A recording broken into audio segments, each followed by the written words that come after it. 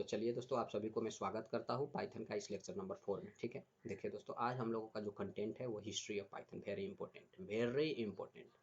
ठीक है, किस हिसाब से इंपॉर्टेंट ये देखिए, जब प्लेसमेंट्स का जो एग्जाम होता है उसमें ऑब्जेक्टिव्स में एक दो क्वेश्चन पूछा जाता है। ठीक है, किसने पाइथन इन्वेंट किया, कब इसका इम्प्लीमेंटेशन स्टार्ट हुआ, तो कुछ इसका बैकग्राउंड जानना हम लोगों के लिए बहुत ही ज़रूरी है। ऐसे तो हम लोगों को हिस्ट्री पढ़ना बोरिंग लगता है, लेकिन ये हम लोगों का कर्तव्य है कि कुछ जब पाइथन सीख रहे हैं तो उसका हिस्ट्री के बारे में भी जानकारी रखें। ठीक है, तो चलिए हम लोग सबसे पहले उस इंसान, उस महापुरुष को देखने जा रहे हैं जिसने पाइथन इन्वेंट किया है। ठीक है, और उसी के वजह से हम लोग बहुत ही पाइथन से बहुत ही अच्छा बहुत ही इंपॉर्टेंट और बहुत ईजी तरीका से काम कर पा रहे हैं डिफरेंट फील्ड में। ठीक है, और बहुत ही फ़ायदा ले रहे हैं।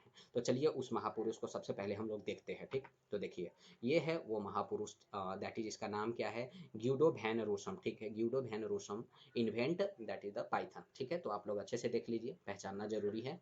जैसे हम लोग सलमान खान, शाहरुख खान को देखते हैं, उसी तरह ये भी पाइथन का सलमान खान है, तो अच्छे से देखना बहुत ही जरूरी है। ठीक, तो चलिए अब इस इनका जो है, इन ये महापुरुष के हम कुछ बायोग्राफी लेकर आए हैं। शॉर्टकट में मैं कुछ बताने जा रहा हूँ, अच्छे से सुनिएगा। आप लोग कहानी जैसे आप लोग नोट के तौर पर लिख सकते हैं। इसी के लिए मैं ऐसा स्लाइड प्रिपेयर कर कर आता हूँ, ताकि आप लोग सुनेंगे तो भूल जाएंगे, लेकिन कॉपी में अगर नोट बनाते हैं तो आप लोगों को कुछ भूलने के बाद भी आप लोग देख सकते हैं। ठीक है, तो चलिए, ये तो बचपन का चीज़ है।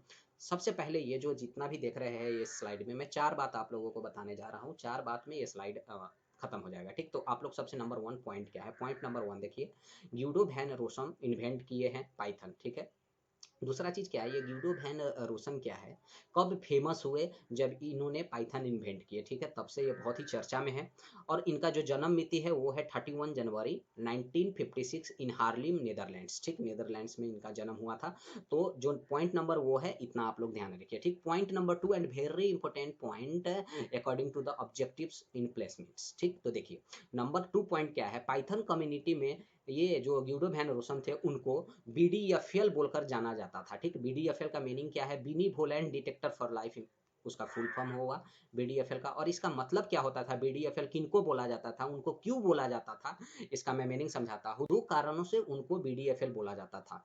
क्या था वो दो कारण, नंबर वन कारण ये है कि वो जब पाइथन डेवलपमेंट प्रोसेस जब होता था तो बहुत ही अच्छे तरीका से रेख देख करते थे। ठीक, एक पॉइंट। नंबर दो पॉइंट क्या है कि कोई भी डिसीजन जब डेवलपमेंट प्रोसेस में कोई भी डिसीजन अच्छा समय पर क्या डिसीजन लेना है, क्या नहीं लेना है, वो लेने में सक्षम थे।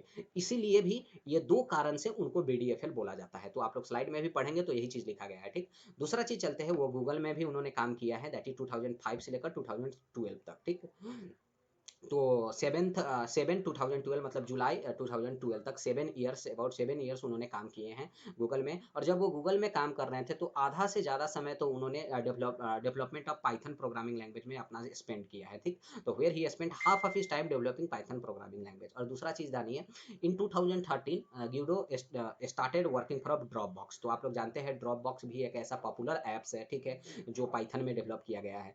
And finally in October 2019 Van Rossum officially retired. ठीक, तो इतना मैं शॉर्टकट बायोग्राफी लेकर आया हूँ, ताकि आप लोग समझ पाए क्या है पाइथन के पीछे, ये जो इंसान है जो इन्वेंट किए हैं उसके बारे में जानना, ये हम लोगों का धर्म है थोड़ा। ठीक, तो चलिए उसके बाद हम लोग हिस्ट्री ऑफ पाइथन का कुछ डिटेल्स यहाँ समझते हैं। देखिए, तो आप लोग अच्छे से मुझे सुनिए, उतना पर है क्लियर हो जाएगा। ठीक, तो देखिए फर्स्ट पॉइंट क्या है हिस्ट्री ऑफ पाइथन में, नंबर वन पॉइंट देखिए, मैं हर एक स्लाइड का पॉइंट पॉइंट में डिवीजन कर कर आप लोगों को समझा रहा हूँ ताकि आप लोग बोर ना हो। ठीक, पाइथन का हिस्ट्री ऑफ पाइथन का point number one first slide. ठीक, क्या है कि पाइथन का जो आइडिया है वो 1980s में आया था। ठीक, complete. Point number two, the implementation of Python was started in the December 1989 by Guido van Rossum at, कहाँ, CWI, इसका फुल फॉर्म मैंने लिख रखा है, Centrum Wiskunde and Informatica in Netherland. यहाँ पर इम्प्लीमेंट किया था ग्यूडो वैन रोसम में, कब कब किया था, 1989 दिसंबर में। ठीक, तो आप लोग अच्छे से देखिए ये। अब हम लोग पॉइंट नंबर थ्री देखते हैं, in February 1991 Van Rossum published the code. ठीक है, जिसका वर्जन था 0.9 टू ऑल डॉट सोर्सेस। ठीक है, ये ऑल डॉट सोर्सेस क्या है, ऑल डॉट सोर्सेज को हम लोग बोल सकते हैं एक न्यूज़ ग्रुप है, ठीक है, जिसको एक भंडार के रूप में यूज किया जाता है, ठीक है, जहाँ पर हम लोग कोई भी चीज़, कोई भी सोर्स कोड अगर पब्लिश करना चाहें, मतलब किसी को डिस्ट्रीब्यूट करना चाहें, किसी को शेयर करना चाहें, तो हम लोग यहाँ पर जाकर कर सकते हैं, चाहे वो सोर्स कोड कोई भी किस्म का हो, ठीक। हम लोग ऑल्ट डॉट सोर्सेज का मीनिंग आप लोग देखिए नीचे में नोट के तौर पर भी लिखा हुआ, आप लोग इसको नोट कर सकते हैं, ठीक। हिस्ट्री ऑफ पाइथन में सबसे पहले ये 3 पॉइंट ये स्लाइड में हम लोग समझ गए, ठीक। चलते हैं नेक्स्ट स्लाइड में। तो देखिए नेक्स्ट स्लाइड में देखिए 0.9 कब पब्लिश हुआ था ये मालूम हो चुका है आप लोगों को, और 1994 में पाइथन 1.0 वर्जन, ठीक है, पाइथन का वर्जन 1.0 रिलीज हुआ था। कहाँ कब रिलीज हुआ था? 1994 में रिलीज हुआ था, ठीक है। कुछ नया फीचर्स के साथ में, जैसे कि लैम्डा, मैप, फिल्टर, रिड्यूस, ये जैसे कि आप लोग लैम्डा, ये सारे हम लोग पाइथन में ही जब आगे बढ़ेंगे तो थोड़ा इसके बारे में बहुत ही डिटेल में हम लोगों को पढ़ना है, तो वहाँ पर आप लोगों को इसका कॉन्सेप्ट मालूम हो जाएगा, ठीक। आप लोग फिलहाल इतना ही समझिए कि पाइथन 1.0 कब रिलीज किया गया था? 1994 में। अब देखिए पाइथन 2.0, पाइथन 2.0 उसके बाद आया, ठीक है। अब देखिए सारा का डेट है, पाइथन 2.0 आया, फिर 2 पॉइंट समथिंग, 2 पॉइंट समथिंग, बहुत सारा वर्जन है, मैं आप लोगों को दिखलाऊंगा। लेकिन जब पाइथन 1.0 के बाद पाइथन 2.0 भी उसके बाद रिलीज किया गया, जिसमें बहुत ही किस्म का न्यू फीचर्स था, that is list comprehensions, garbage collection system, इसमें ऐसा जो डिफरेंट फीचर्स है, कुछ नया फीचर्स ऐड किया गया था पाइथन 2.0 में। आप लोग बोलेंगे ये list comprehensions, garbage collection system क्या है, तो आप लोग समझेंगे आगे।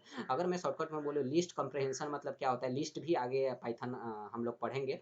एक्चुअली हम लोग पाइथन 3.0 पाइथन थर्ड हम लोग यहाँ पढ़ रहे हैं इस लेक्चर में, जो भी पढ़ रहे हैं, ठीक है।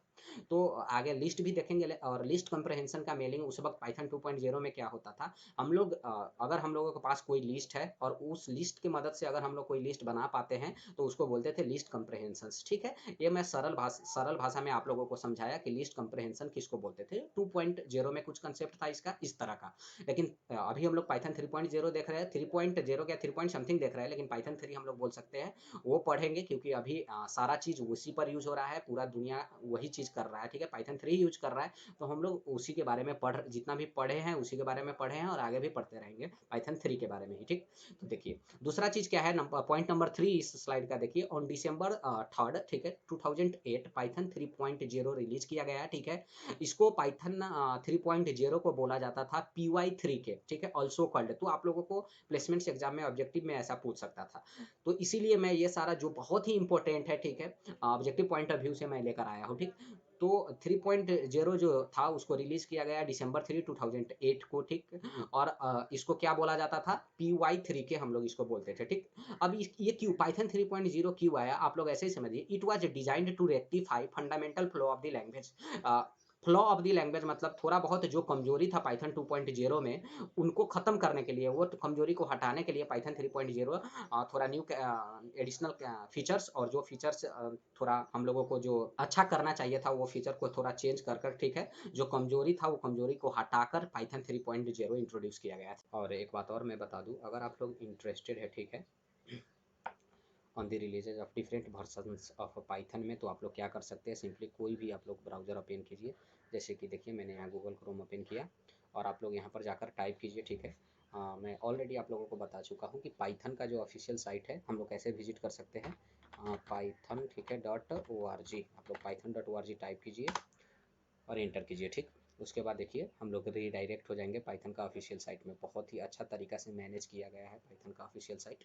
और देखिए हम लोग क्या करेंगे, एक्चुअली हम लोग क्या इंटरेस्टेड है, हम लोग इंटरेस्टेड है, ठीक है, releases of different versions of Python के डेट पर। सपोज हम लोगों को डेट जानना है कि कौन सा वर्जन कब रिलीज किया गया, ठीक।